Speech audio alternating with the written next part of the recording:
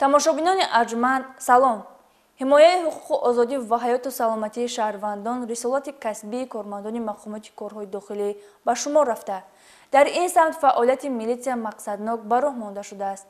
нашри навбатии барномаи ахбори вазорати корҳои дохилӣ дар самти пешгирӣ ва ошкор намудани ҷиноятҳои вазнин ва махсусан вазнин ва ба ҷавобгарӣ кашидани афроди ҷинояткори ҳуқуқвайронкунанда маълумот медиҳад. дар студия бо шумо моҳрухсор таваллузода. таваҷҷӯҳ намоед ба сархати барнома. ғайриқонунӣ нигоҳ доштани силоҳ ба ҳодисаи гӯшношунид анҷомид. ман ки бозӣ кардан дар ҳолати занижат кардагӣ ман ки ба тарафи ҳамун гардона он ба телефон камера мекард.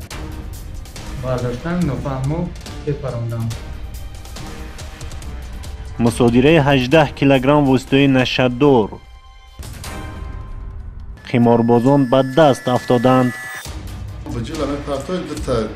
як харя асб истад дамоз дар пешон 10 сом мондагӣ шуд 10 сом метишон. агар дута хар шавад дар пешон 10 сом мегирӣ. 10 сом 15 сом чанд сом пошо мегирӣ. агар ду асб шавад чӣ? ду асб шавад амро ду бор мегирӣ 10 сом. шарҳи ин ва дигар хабару гузоришҳо дар барномаи ахбори вазорати корҳои дохилӣ.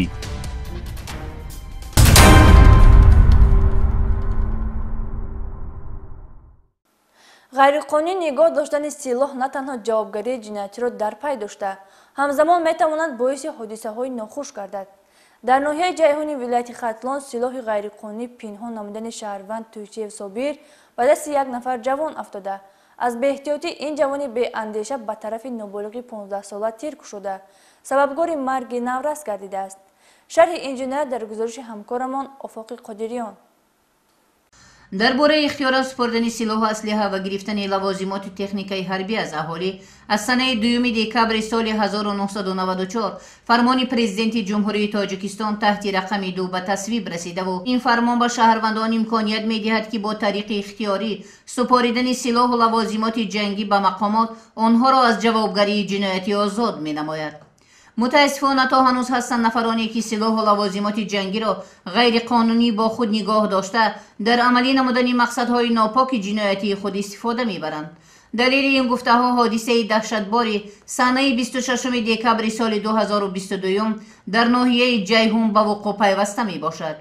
гарчанде ки Туйчиев Собир соли таваллудаш 1974 сокини деҳаи Рӯдаки ҷамоати деҳоти 5 ноҳияи ҷайҳун дар давоми солҳои 1994-1997 ҳангоми хизмат дар сафи қувваҳои мусаллаҳ ғайриқонунӣ як адад силоҳи оташфишони тамғаи автомат Калашниковро бо 3 адад тирдон ва миқдори тирҳояш тасарруф намуда хуб огаҳ буд ки ғайриқонунӣ нигоҳ доштани силоҳ ба худ ҷавобгарии ҷиноятӣ дорад, вале онро дар муҳити хонаводаи худ солҳо нигоҳдорӣ намуда ки ин кирдори ҷиноятии Туйчиев Собир сабаби рух додани ҷинояти махсусан вазнин гардид. Пиров Муҳаммадфарид соли таваллудаш 2000 ва 2 нафар ноболиғон ки сокинони Суроғаи дар боло зикр шуда мебошанд ва бо Туйчиев Собир робитаи хешутаборӣ доранд, санаи 16 декабри соли 2022 ба манзили истиқомати Туйчиев Собир рафта тариқи пинҳонӣ силоҳи оташфишони тамғаи Калашниковро бо тирҳояш тасарруф менамоянд ва дар манзили зисти Пиров Муҳаммадфарид пинҳон карданд. санаи 26 декабри соли 2022 ҳангоми тоза намудани силоҳи оташфишони тамғаи Калашников Пиров Муҳаммадфарид аз беэҳтиёти ҷониби ноболиғ Фе тир кушодааст ки дар натиҷа ноболиғ Фе бо бардоштани ҷароҳати вазнин аз чашми чапаш дар ҷои ҳодиса ба ҳалокат расидааст. гумонбарони ҷиноят аз ҷониби кормандони милитсияи шӯъбаи вазорати корҳои дохилӣ дар ноҳияи ҷайҳун дастгир карда шуда айни ҳол дар ҳабси пешакӣ қарор доранд. ма сад пушаймонам айни кор дига чӣ бигум охир пушаймони амиқа мешавам. ҳамроҳи дӯстам тоза карда бозӣ мекардем ки ӯ гуфтам ба ман ки гирифта бё камера мекунем. ман ки бозӣ кардан дар ҳолати зарижат кардагӣ ман ки ба тарафи ҳамун гардона он ба телефон камера мекард. бардоштан нофаҳмо тепарондам.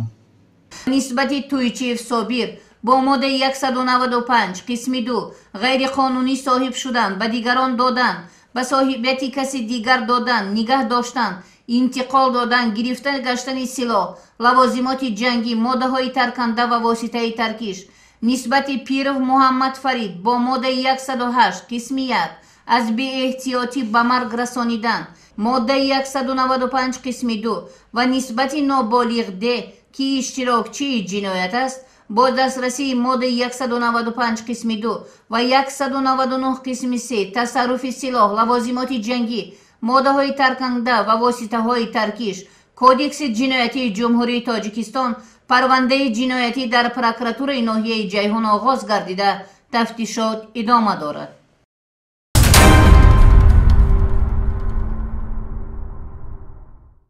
андешаи ба даст овардани маблағи безаҳмат нафарони пойбанди нафсро ба амалу кирдори зишт раҳнамон сохта сарфи назар аз солимии ҷомеа чунин ашхос барои фоида ба даст овардан ва бадтарина молдаст мезананд ки зарари он ҳатто ба наслҳои минбаъда низ бетаъсир намемонад.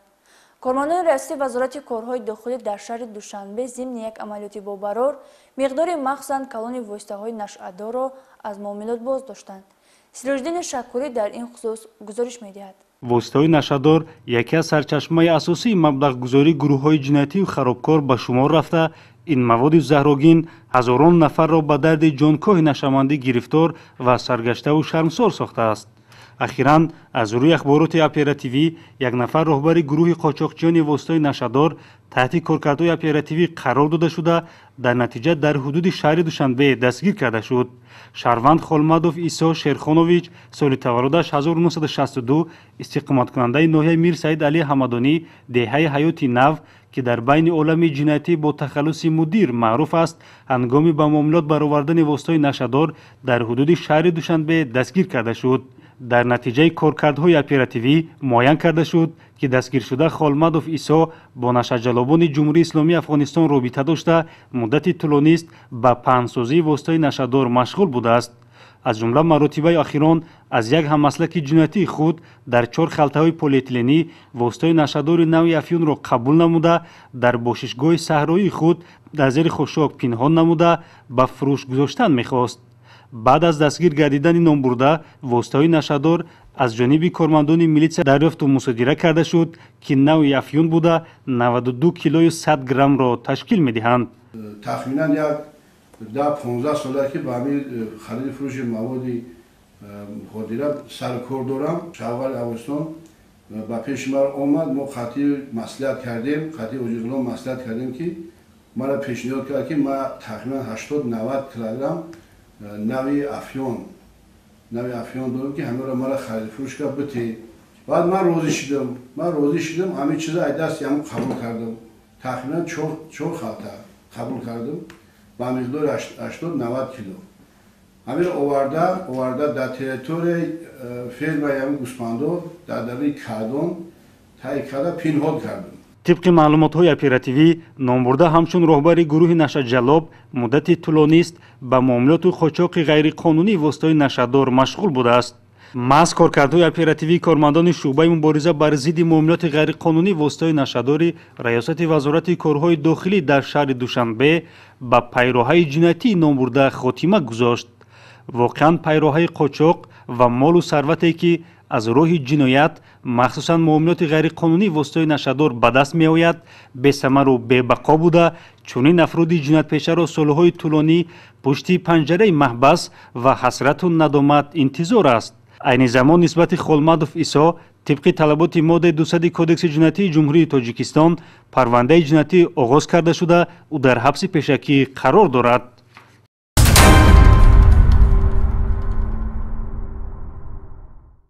қасди интиқол ва муомилоти воситаҳои нашъадор аз ҷониби 2 нафар нашъаҷалобро кормандони раёсати мубориза зидди ҷиноятҳои муташаккили вазорати корҳои дохилӣ пешгирӣ намуданд. тағову ҷиян зодагони шаҳри ваҳдат мехостанд 18 килограмм мухаддароти навъи ҳашишро ба муомилот бароварда аз ин ҳисоб фоида ба даст оранд. тафсилоти бештар дар гузориши ҳамкоронамон майёри милитсия эҳсон абдуллозода ва лейтенанти милитсия умедҷон юсуфзода. بارها تأکید نمودیم که انتقال و معاملات واسطه نشدار در برابر جنایت به مقابله سلامتی جامعه محسوب یافتند، ضرر آن به نسل‌های من بعد نیز بی تاثیر نمیماند، ولی افراد جنایت پیشه برای به دست آوردن مبلغ مفت به پهن و فروش آن دست میزنند. در نتیجه گذراندن چاره‌بینی اپراتیوی جستجویی از جانب کارمندان ریاست مبارزه ضد جنایت‌های متشکل وزارت کارهای داخلی در درآمدگاه شهری دوشنبه، شهروند اماموف ابوبکر غیوربکوویچ سال تولدش 1988 ساکن جماعت دیهاتی برونوی شهر وحدت با گمانبری در معاملات غیرقانونی واسطه نشدار بازداشت گردیده از او 6 عدد بسته‌های پلی اتیلنی در داخلش ماده‌های نشدار دریافت کرده گرفته شد. دام شد 6 دیگه گرفتیم، 6 دونه دیگه شد با طرف شهر آمدن در پست ما را دستگیر کردن با نیتی فروختن بودیم. در ادامه چاره‌بینی اپراتیوی جستجویی از بام منزل زیست اماموف ابوبکر واقع در دهه نیاگان جماعت دیهات برونوی شهر وحدت یک عدد برخالته ورزشی که در داخلش 11 عدد بسته‌های مواد نشدار جایگیر بود دریافت و مصادره گردید. خونه تقایم رفتیم، نام تقایم یوسف اومد گدالیویچ یک چه دعوی دادم در خونش، آمدم یک دیگه در رایون دستش دادم. از نشانداد گمانبر شده معلوم گردید که او در انتقال و پهن و فروش واسطه نشدار تنها نبوده، تقایش یوسف امیدجان گدالیویچ سال تولدش 1975 زاده شهر وحدت ساکن جماعت دیهات لاهور ناحیه رودکی با او کمک کرده است. هنگام دستگیر و کوفتکوف از یوسف امیدجان نیز یک عدد بسته واسطه نشدار دریافت کرده گرفته شد. طبق معلومات ریاست تشخیص کریمینالیستی وزارت کارهای داخلی، واسطه نشداری از نشه جلابان دریافت کرده شده مخدرات نوعی حشیش بوده، وزن آن 18 کیلوگرم را تشکیل می‌دهد. وابسته به حالت مذکور نسبت گمانبران در اساس ماده 200 کدکس جنایتی جمهوری تاجیکستان پرونده جنایتی آغاز گردیده، چاره پیشگیری در نامه حبس نسبتشان تطبیق گردید.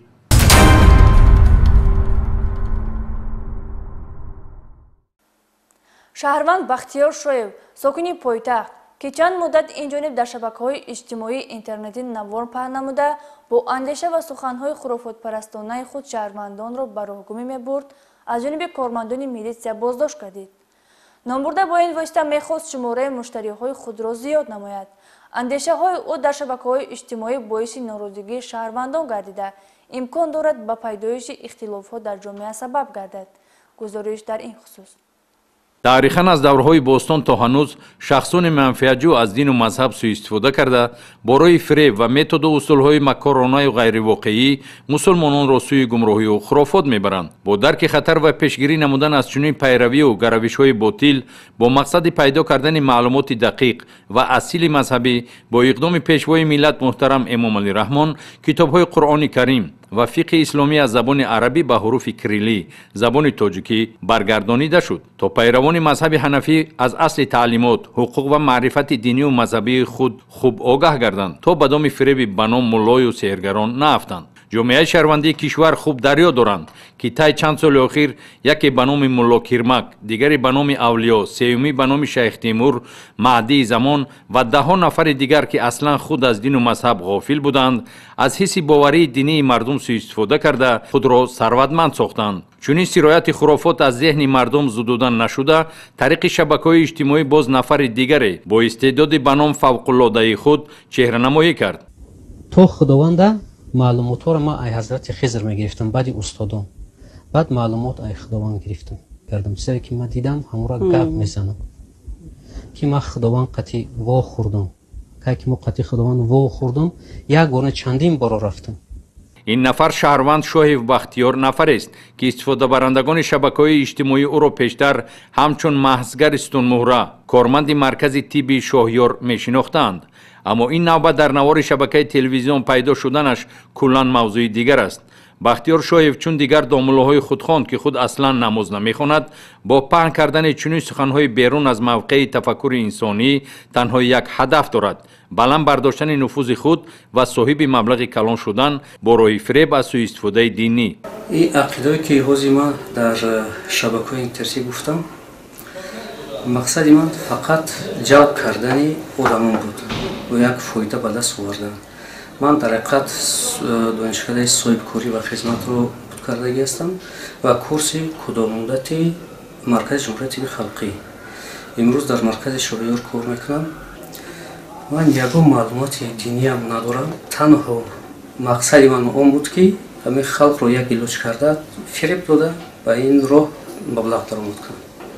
رولیک هایی که با زبان روسی در اینترنت من موندم اونها رو من با نیتی موندم که از تاجیکستان بیرون شنوند و با نزد من با فکرهای فوق العاده من و با نزد من توبت و زیارت بیایم و این راه من باز مبلغ کار کنم. اخیراً ما شاهدان بودیم که در شبکه‌های اجتماعی نوار نشر شد و باعث نگرانی جامعه تاجیکستان گردید و طوری که همش ما و شما می‌دانیم طبق ماده 8 کنستیتوسیون جمهوری تاجیکستان رفتار شهروند بختیار شایف که زمینه‌گذاری بدبینی و خصومت میان مردم را با سوء استفاده از ارزش‌های دینی به وجود آورد در جامعه تاجیکستان باعث تشویش‌ها و نگرانی‌ها گردید و طوری که ما و شما می‌دانیم مسئله مذکور از دین منسوبیت اعتقادی اگر ما مسئله مذکور نگاه کنیم عمل شهروند این تحقیری مقدسات اعتقادی دینی مردم نه فقط تاجیکستان بلکه تمام عالم است، یعنی عالم اسلام است و چنین طرز تفکر و بیان داشتن اندیشه ها در بیان مسائل دینی که در تمام سرچشمه های یعنی که اعتقادی اگر ما نگاه کنیم مسئله مذکور یعنی که به واسطه تحقیر مقدسات دینی مردم عالم است و چنین بیان اندیشه ها در بیان مسائل دینی که در تمام سرچشمه های معتمد یعنی که منع شده است و دست زدن به اعتقادات و ارزش های دینی که نزاع مفکوره رو در جامعه به وجود میارد این باعثی البته تشویش و نگرانی است و اندیشه های ذکر شده شهروند بختیار شایف در وسایل اخبار عمومی با تعلیمات یگان دین های یک خدایی موافق نبوده کلا خلاف تعلیمات تمام ادیان یعنی که عثمانی است. بنابراین ما فکر میکنم که با نظر داشت که آنچه که امروز در رسانه های اجتماعی شبکه های اجتماعی یعنی که اندیشه های آن ایشان نشر شدن البته باید ابراز داشت که با دیدگاه یعنی جنبستی خلاصه افکار ما اندیشه های ما فقط به دو خاطر است یعنی به خاطر ایمیج یا ایمیج سازی که خود را مطرح کردن مشهور کردن و دوم هدف نهایی آن طوری که ما با ایشان یعنی که هم صحبت بودیم مسئله به دست آوردن منفعت‌های مالی و اقتصادی است. تأثیر زشتی که امروز به اصطلاح این نابغه با گمراهیش در ذهن مردم گذاشتنی بود اگر از جانب کارمندان ریاست کوفتگاه جنایتی وزارت کارهای داخلی پیشگیری نمی‌گردید واقعا هم خطرهای احتمالی را به وجود می‌آورد. پینوشتهایی که در زیر نوارهای افراطگرانه بختیار شایف در شبکه‌های اجتماعی اینترنت به مشاهده می‌رسد واقعا هم نگران کننده است.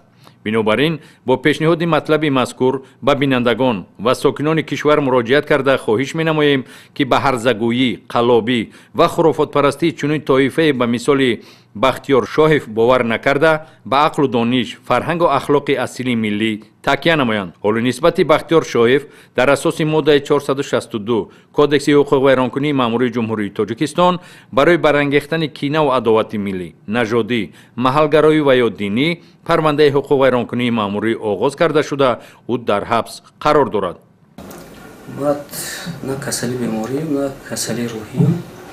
من ایدئولوژی ما فقط مقصد بود که وقتم جلب کردن سون کار کردن. کسی رو که من رنج داده باشم با این فکر عقیده گمراهی کلونم هزاران بار بخشش از تمام مسلمانان دنیا من بخشش میپرسم با این خطای بزرگی کردگیم.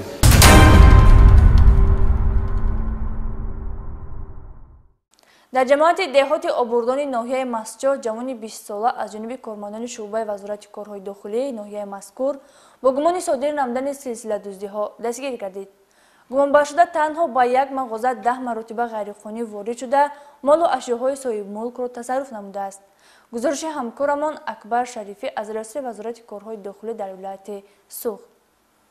اخیراً با مقامات میلیسیای ناحیه مسجد میسر شد که با بازداشت گمانبری سلسله دزدی‌ها شهروند فوزایلوف امام مهدی عبیدویچ سالی تولدش 2001 استقامت کننده محله فیضی سلطانوی جماعت دهات آبوردان ناحیه مسجد که دوام زیاده از 3 ماه با انجام دادن عملهای دزدی به 6 نفر 5 ساکن جماعت دهات آبوردان و 1 ساکن جماعت دهات پالدورک ناحیه ضرر رسانده بود ادامه یابی تصرفکاری را پیشگیری کنند.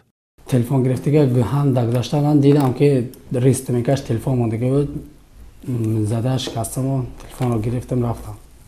حالتی که 25000 سومونی پول تصرف کرده من نخواه چی شد؟ این تاکسی بچه خطه من در شهر رفت آمده بودم یک کاغذ داد من گفت دو پیش ماشینش من خوبی کردم که دو صندوقچه‌اش میمونه گرفتم ویک شده گفتم منم گفت وجب نه بعد دیدم که در همونجا پولا محکم کردم در پیش وی ماندم در پیش ماشین ماندم در پیش ماشین ماندم بعد 3 و 4 روزش رفتم کشادم شیشه شکسته در ماشین کشاده پولا را گرفتم رفتم. ҳадафи дуздиҳо ва услуби содиршавиаш ҳарчанд гуногун буд ба мисли тасарруфи маблағ аз ду терминали пулгузаронӣ воқеъ дар ҷамоати деҳоти палдорак ва ҳудуди бозори марказии ҷамоати деҳоти обурдон пай дар пай ғайриқонунӣ ворид шудан ба мағозаи озуқаворӣ назди нуқтаи таъмини сӯзишвории корвин ва тасарруфи маблағи дар хазина нигаҳдоришаванда дар ду ҳолат дуздӣ аз дохили нақлиёти дар саҳни масҷиди ҷомеъ ба номи муҳаммад иқболи ҷамоати деҳоти обурдон гузошта шуда милитсия тавонист ҷинояткорро баъди тасарруфи 25000 сомонӣ маблағ аз дохили сабукрави тамғаи опел зефираи ронандаи кирокаш ибодулло шомирзоев сокини кӯчаи сафарви ҷамоати деҳоти обурдон ки дар назди манзили иstiqоматиаш аз ҷониби гумонбаршуда фузайлов тасарруф гардид чеҳраи аслии ҷавони чапдастро шинохта гардонад. мағозаи узқаворӣ назди нуқтаи таъмини сӯзишвории корвин аз объектҳоест ки зиёда аз 10 маротиба ҳадафи дуздӣ қарор гирифтааст. дар ҳар навбати ба пул эҳтиёҷ пайдо кардан гумонбаршуда имоммаҳдӣ фузайлов тавассути оина вориди мағоза гардида маблағи хазинаро тасарруф мекардааст. дар амом зарараш кулан аз 14 то 15 ҳазор чун ма ҳисоб кардагим ки 12 маротиба ё 13 маротиба дуромидам чун баъди 4 ё 5 маротиба дуромидам ба фаҳмидам ки масалан мехелад барои чӣ барои бехатарии мағозатон шумо яго чораҳо наандешид? Масалан, трезорро решотка накардед, яго сигнализатсия намудед? камераҳо буданд, фақат сигнализатсия ки баъдан часпонам, баъд аз ин ки фаҳмида ки мехелад. ошкор гардидани ҷинояти мазкур аз он шаҳодат медиҳад ки ҳар бадрафторӣ ва амали зиштро оқибаташ беобрӯист. нисбати гумонбаршуда бо дастрасии талаботи моддаи 244 кодекси ҷиноятӣ парвандаи ҷиноятӣ оғоз гардида чораи пешгирӣ дар намуди ҳабс татбиқ шудааст.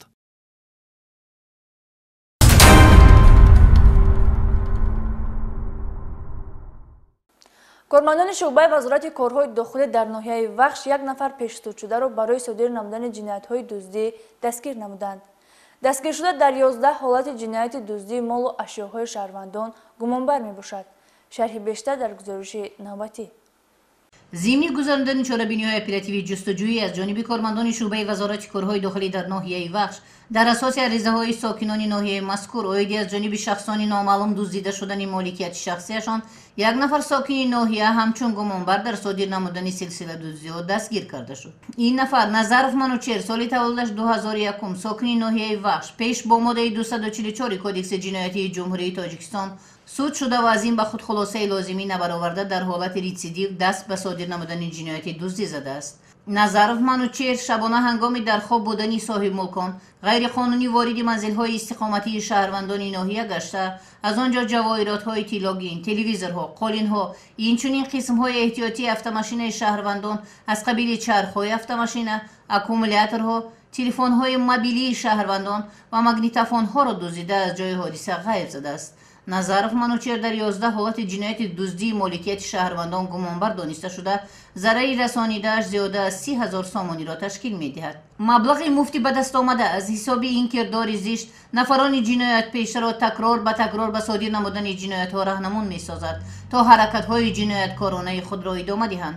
ман Назаров Манучер дар ҳақиқат дар 11 ҳолат дуздии амволои мардума дуздида будам.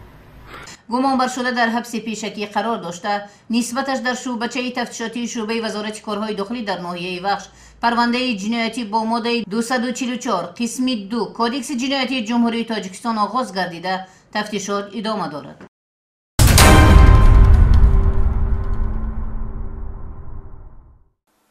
истифодаи интернет бахусус шабакаҳои иҷтимоии интернетӣ метавонад барои шаҳрвандон ҳамчун манбаи иттилоот хизмат намояд. вале аз бемасъулиятиву хунукназарии падару модарон бархе ноболиғон дар чунин шабакаҳо роҳ ёфта ба кирдорҳои бадахлоқона ва паҳн намудани аксу наворҳои беобрӯкунанда машғул гардиданд. Кормандони раисули кофтикови ҷиноятии Вазорати корҳои дохилӣ дар натиҷаи мушоҳидаҳои оперативӣ ва коркард дар шабакаҳои иҷтимоии интернетӣ муайян намуданд, ки 2 нафар ноболиғ хонандагони муассисаи таҳсилоти миёнаи умумии рақами 1 ноҳияи Темурмалик, ки яке 16 ва дигари 15 сола мебошанд, дар шабакаи иҷтимоии интернетии Инстаграм бо номҳои Ҳодиса ТВ ва Ҳодиса Резерв саҳифа боз намуда, дар он аксҳои ҷавонон бахусус духтарони тоҷикро бо навиштаҷотҳои беобрӯкунанда паҳн карданд. Ба ин монанд шаҳрвандон Бобозода Ноёб соли таваллудаш 1994, сокини ноҳияи Мир Саид Алии Ҳамадонӣ ва Исроилзода Муҳаммад Ҳусейн соли таваллудаш 2000 иstiqomatkunandaи ноҳияи Вахш дар шабакаи Инстаграм саҳифа боз намуда, наворҳои занон ва духтарони тоҷикро беиҷозат ва розигии онҳо аз манбаъҳои гуногун ҷамъоварӣ намуда паҳн карданд. Дар натиҷаи амалҳои содир гардида, ҳуқуқ ва манфиатҳои қонунан ҳифзшавандаи шаҳрвандон оид ба дахлнопазирии ҳаёти шахсӣ дағалона поймол гардида, ба шаҳрвандон зарарҳои маънавӣ расонида шудааст. вобаста ба ҳолати мазкур нисбати содиркунандагони ин амалҳо ва падару модарони ноболиғон маводҳои зарурӣ тартиб дода шуд.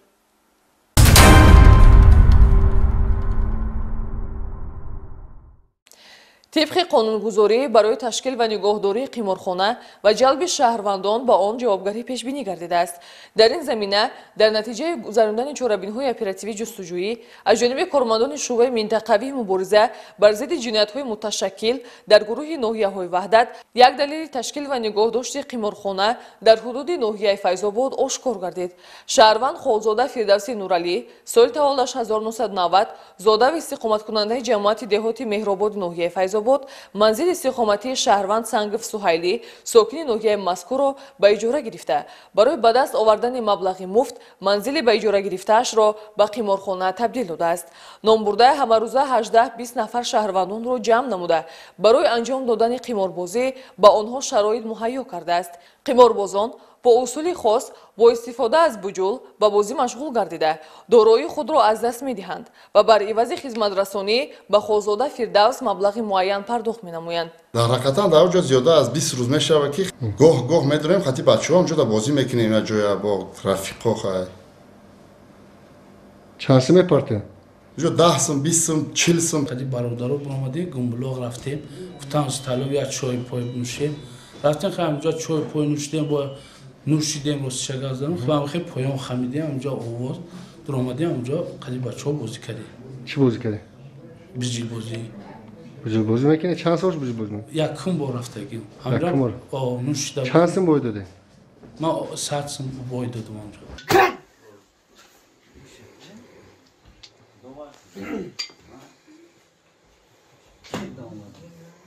بجیل همه پرتای دوتا یک خره یا اسب استاد در پیشون 10 سم ماندگی باشد 10 سمتشون اگر دوتا خر شود در پیشون هم 10 سم میگیری 10 سم 15 سم چند سم باشد میگیریش اگر دو اسب شود چید؟ دو اسب شود در اون دو بار میگیری هم 10 سم وابسته به حالت مذکور موادهای ضروری ترتیب داده شده. خالزاده فردوس را جوابگری جنایتی طبق طلبات ماده 240 کودکس جنایتی جمهوری تاجیکستان یعنی تشکیل یا نگهداری قمارخانه تهدید می‌نماید. قماربازان باشند به جوابگری مأموری جلب کرده شدند.